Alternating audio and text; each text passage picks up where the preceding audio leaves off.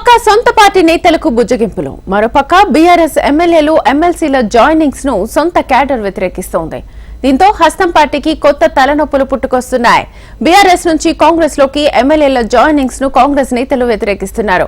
కొత్తగా Jagtial MLA Sanjay, Gadwal MLA బండ్ల Krishnamohan Reddy, Chevella MLA కాల యాదయ్య, పోచారం రాకను కాంగ్రెస్ క్యాడర్ తీవ్రంగా వ్యతిరేకిస్తోంది.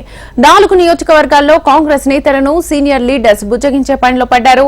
ఇదే అంశానికి సంబంధించి ఫుల్ డీటెయిల్స్ మా ప్రతినిధి ప్రేమ్ అడిగి తెలుసుకుందాం. ప్రేమ్, శ్వేత మీరన్నట్టుగానే ఒకవైపు కాంగ్రెస్ పార్టీలో ఒక పక్క బుజ్జగింపులు నడుస్తున్నాయి, మరొక వైపు జైనింగ్స్ కూడా పెద్ద ఎత్తున జరుగుతున్నాయి. దాంట్లో భాగంగా ఇప్పటికీ మనం చూసుకోవచ్చు, జరిగినటువంటి 4 చేరికలపై కూడా 4 ఎమ్మెల్యే చేరికలను కూడా తీవ్రంగా అక్కడి ఆ స్థానిక నాయకత్వం అయితే కాంగ్రెస్ పార్టీకి సంబంధించినటువంటి పోటీ చేసిన అభ్యర్థితో పాటుగా స్థానికంగా పనిచేసినటువంటి కాంగ్రెస్ కార్యకర్తలంతా కూడా తీవ్రంగా వ్యతిరేకించారు. దాంట్లో భాగంగా ప్రస్తుతం కొద్దిసేపటి క్రితం జరిగినటువంటి గద్వాల కానీ, లేకపోతే గతంలో జాయిన్ అయినటువంటి కాంగ్రెస్ పార్టీలో జరిగినటువంటి మిగతా నేతలు ఎవరైతే వైపు చేవెళ్ల కాల యాదయ్య, జగిత్యాల ఎమ్మెల్యే సంజయ్, బాన్సువాడ పోచారం శ్రీనివాసరెడ్డి, ఈ 4 నియోజకవర్గాల్లో కూడా పెద్ద ఎత్తున కాంగ్రెస్ కార్యకర్తలంతా ఆయన వారి జైనింగ్స్ వ్యతిరేకించారు. 10 ఏళ్ల పాటు బీఆర్ఎస్ పార్టీ, కాంగ్రెస్ పార్టీకి సంబంధించినటువంటి కార్యకర్తలు, ముఖ్య నేతలందరినీ కూడా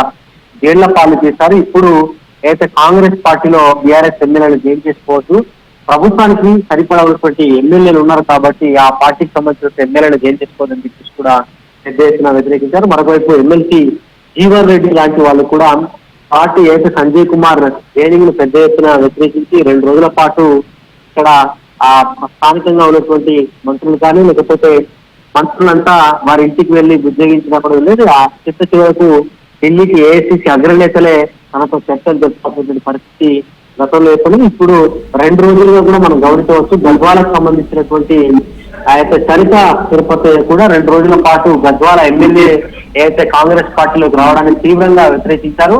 నిన్నటికి నిన్న సీఎం రేవంత్ రెడ్డి స్వయంగా వారిని ఇంటికి పిలిపించుకొని వారి స్థానం వారికి ఇస్తాం, మీకు కూడా పార్టీలో కానీ లేకపోతే భవిష్యత్తులో సముచిత స్థానం కల్పిస్తామని చెప్పేసి స్పష్టమైన హామీ రేవంత్ రెడ్డి ఇవ్వడంతో వారు కొంత బుజ్జగించబడ్డారు.